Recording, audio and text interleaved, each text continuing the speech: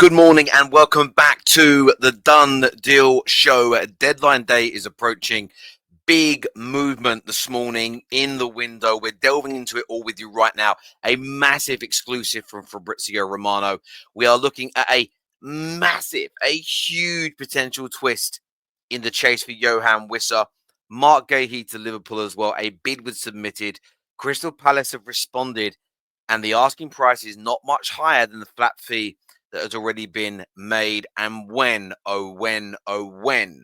is the Alexander Isak bid going to come? We've got updates on all of that, but more importantly, your comments, your opinions, your views on these situations. Get them into the comment section below. Get the video liked as well. Really, really important that you do that. Plus the brand new hype button. Get the hype button out there. It really does support us massively. So quite a lot to talk about this morning, quite a lot to go through. And but I want to start with a big exclusive from Fabrizio Romano. And that is, I'm going to read it all here off my phone. As you know, I'm not in my normal settings and surroundings. In fact, I'm just going to push this back a little bit. Sorry if it makes some of you feel a bit nauseous with me moving it. Just a little bit too close to my face. But it says here that Man United make a new approach for Emi Martinez. Now, what I find so interesting is I trust certain members of the kind of transfer community, the transfer journalists, when they're giving us updates of, I've not heard about the club in talks with player X. I haven't heard about this player being for sale. I believe him to a certain extent, but all summer we have been told as United fans that a goalkeeper is not a big concern at the club. Now, you could argue it's not because it's been left until so close to deadline day. But we've made inquiries for Emi Martinez much earlier in the summer for a loan, and that was pushed back. But it's now reported that United are making headway. It says talks remain ongoing for Marinez, whilst United wants to be ready if a deal collapses with less than 48 hours to go. And a new approach for Martinez took place with Villa and his camp.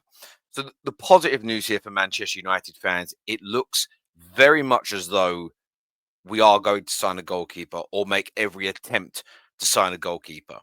And I did everyone knows I've been away, but I did a reaction yesterday to the Man United game. But I watched it back last night. I went out with the family in the evening, had some dinner, sat down, had a couple of drinks, and thought, you know what, I want to watch the game again.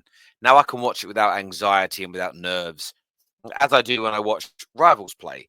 And it was really poor defending for the first goal. I don't think it was a system issue. It was a lack of communication between Delo and De Ligt. And had that communication have been better, I don't think we concede.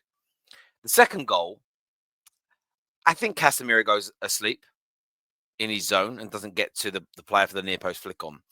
But actually watching the shot back again at the goalkeeper, he has to do so much better. He sort of parries it into his own knee, which sends it out to the Burnley player. And I just feel, push that over your bar, push it around the corner, or maybe even catch it if you've got the confidence levels.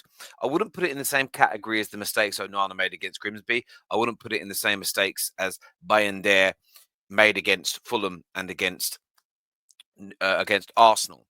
But we need a better goalkeeper. We need those levels, especially from crosses to go up, set pieces to go up. It will yield so many points to Man United. So really positive news that we're moving in the right direction there. But Emi Martinez or Marinez, let me know your thoughts. Let me know your opinions in the comment section below. Now, I'm going to move on to Liverpool in a moment because there's two big updates on Liverpool. But I want to speak here a moment about Arsenal. So I read a very interesting story today about Arsenal. And that is that things may not be over with 36 or so hours remaining in the summer transfer window. Henkepe is in. Eze's with the matchday squad today. He's likely to feature at Anfield. But this may not be the end of Arsenal's summer. Johan Wissa, according to the Football Insider, and I'm going to read their words here, Arsenal could make a late move to sign the Brentford forward, Johan Wissa, after Newcastle's failure to secure a deal for the forward. Now, the first thing people will go is, don't need another striker. Arsenal don't need another striker. Well, Johan Wissa has played almost as many games on the left wing as he has done as striker. He's also played quite a lot of games on the right. Saka's just had another hamstring injury. There is still conversations about pending outgoings of Martinelli, sorry, and Trossards. For me personally, forget any of them leaving. If Arsenal went out now, did the big one, and got Johan Wissa over the line, the strength in depth in that attack is almost mesmerizing, to a point where, touching wood, it doesn't happen because I don't want to see anyone get hurt.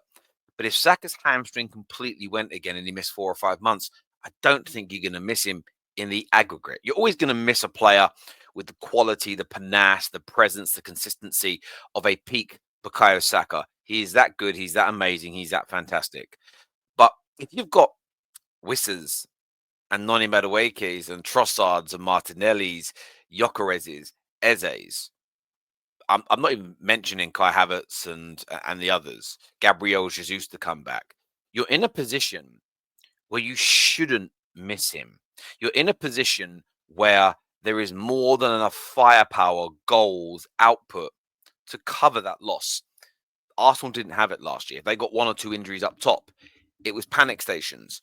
So look, some will say, "Oh, Terry, I'm not sure about the source," and that is a fair point. But this just got me thinking.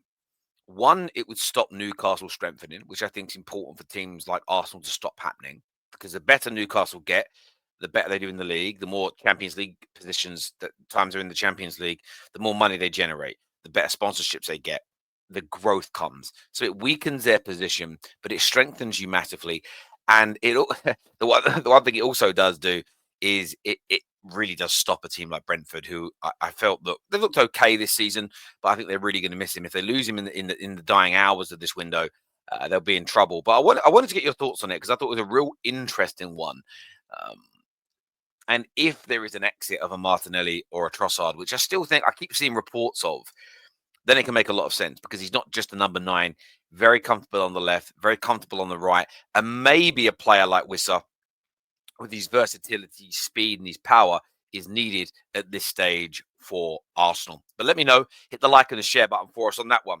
Now, we saw last night David Ornstein broke the news of the £35 million bid that was made for Mark Guehi. Very, very important offer indeed. I got called out by a few people last night because they're like, "Terry, every time Liverpool sign a player, you say title favourites. Every time Arsenal sign a player, you say they could be title favourites." I don't know what you're calling me out for. I explain it all in the videos. I believe this. They are so close. They are so close. You are talking about the width of a strand of hair might separate Arsenal and Liverpool this season when it comes to game week 38. And every signing each of them makes changes that dichotomy, changes that debate, adds a new color and contrast to the debate and conversation. And that is the beauty of the transfer window. That is the amazing element of football. What does this mean? What direction a team's going to go in? We sort of lost that a little bit in the social media era. I do blame the parents. My dad used to, we'd sit there in the morning and the newspapers had come or the newspaper. My dad predominantly read one newspaper. I don't remember which one it was, but he read one of them. Might have been the Mirror, I think, if my memory serves me right. And we'd see the stories and we'd sit and we'd have breakfast and we'd talk about it and debate. And that's just how football was for me. When I say I blame the parents, it's a bit of a flippant comment.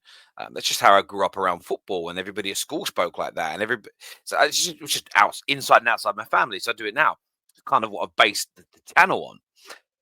But I think Mark Guehi's a massive piece of business. But on the news, what's been reported by Ben Jacobs is that Palace have now responded to Liverpool and are asking for 35 million plus 5 million. So they're essentially saying 35 million is great, thank you, but we want 5 million in add-ons. So you're talking about a 5 million differential. And as I broke down, I got to do the math. I broke this down on my channel, Terry Flewis TV, yesterday. Don't worry about the extra 5 million. So let's just say it's 40 million in totality because it's easy to get done. Let's say you're also going to pay him about 150k a week, right? So let's do the math on that. It's about 7.8 a year. Do that over 5 years. 39 million plus the 40 million total package. We'll include the add-ons because I want to make a point here. 79 million plus, let's just say 5.5% of all of that is going to go to the agent. So you're looking at about 83.3 million pound investment. Wow, a lot of money for a player with 1 year left in his contract. Yeah, yes and no. Let's say you get him next summer for free. Let's say it's free next year. What will typically happen with a free player is they push for a much higher salary. So let's go for a conservative £220,000 a week as an example. Okay, now you're up to 11 million a year, 11.4 million a year rather than 7.8. Do that over 5 years, you're already on 57 million pounds. Players also want hefty signing on fees. So you're probably looking at a conservative 12 million pound for him, plus around 10 million pound for the agent minimum because they hold all the cards. You add that 22 million to the 57 point something I already mentioned as an example, you're looking at around 78, 79 million. You're only talking about a differential of £3 or £4 million. Now, even if we work it down less, it's okay, well, it's only going to be an 8 million signing on fee each. You're still only talking about a £10 million difference between now and getting him for free next year. Net spend isn't real in the way the media push it. That money gets used and spent elsewhere when they're free agents. Mbappe was a prime example. He costs Real Madrid the better part of an extra 200 million euros more to get on a free. Then net spend would show you. Net spend shows he was zero cost, but the agent fee and the signing on fee and the wages because he was a free transfer were gargantuan. You look, a great famous example is Aaron Ramsey because he left Arsenal for free and joined Juve for free. He went there on 400k a week. He would never have got 400k a week in Italy had he have joined for a 30-40 million pound transfer fee. So this is good business for Liverpool. And the reason why I say this is because you have to look at that. Just say you pay an extra 10 million in totality. Is he worth having for an extra now this season for an extra 10 million pound? My personal belief is that he's going to pay massive, massive dividends for Liverpool. Now, the other story about Liverpool that I wanted to go into because I need here something about this made me laugh, and I don't know why, but it just did. Please tell me I bookmarked it. Please tell me I haven't forgot to. I didn't forget to do this. Where's it gone? Come on now, my old mucker. Why have I lost it? Very massive apologies. I thought I bookmarked it. Essentially, he said this is what was said by Craig Hope. Liverpool have waited this long on purpose to not allow Newcastle enough time to essentially reject a bid and want more. He also goes on to say that basically says there's no way another bid isn't going to come the way Liverpool have done this. I read it and I just chuckled to myself. Why haven't you spoken about this why have you made it sound all summer, Craig, like this deal wasn't going to happen? And now suddenly you're acting like, oh my God, Newcastle are going to be forced into it. But you try to make Liverpool look like the bad guy again. It's not like you're leaving it into the 11th hour to sign players either. But anyway, I digress. Liverpool's bid for Alexander Isak, it is going to come. It is on its way. It is being prepared. I expect it to come today. Just a fan opinion. No, not in the know, not pretending to know anything. My personal opinion is it will come today after the Arsenal game. I think Arsenal want to I think Liverpool want to get the game with Arsenal out the way. Then they're going to submit their bid. I don't think. I think doing it before the game can create a distraction that you don't want. And it's unfortunate for Liverpool that they're playing, from their perspective, they're playing the last game of the Premier League weekend before the international break, before the transfer window closes. But I think 8, 9 o'clock tonight, I think a bomb will drop. I think a cracker will be had, and I think a bid somewhere in the region of a total package of £130 million will go in for Alexander Isak. And with Newcastle being so close to signing the second striker target, which is the final condition, I think they're going to accept. Begrudgingly, I think they're going to accept. Well, publicly they'll say begrudgingly they're going to accept. I think it's the best thing they can do. Newcastle United are 3 games in with no wins. They're not scoring. They're not scoring enough goals in these games. No goals against Villa. 2 good goals against Liverpool, but that game was very different because of the backdrop. And again, no goals against Leeds United last night. I really do think the lack of striker, whether it's Isak's fault because he's gone on strike, or it's Newcastle's fault for not buying players early enough, or a combination of the two. I honestly think Newcastle have dropped. Well, they're on 2 points because of 2 draws. I really think they've dropped 7 points. I think they should be on 9 from 9. And they've got a long time to recover their season. A couple of wins and you could be top of the league at this stage of the campaign.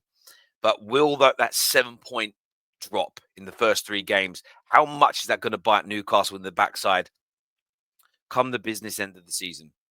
As ever, look, I want to thank you all for tuning in. It means a great deal to me. Hit the like and the share button if you would be so kind, and we'll see you all again very, very soon. Peace.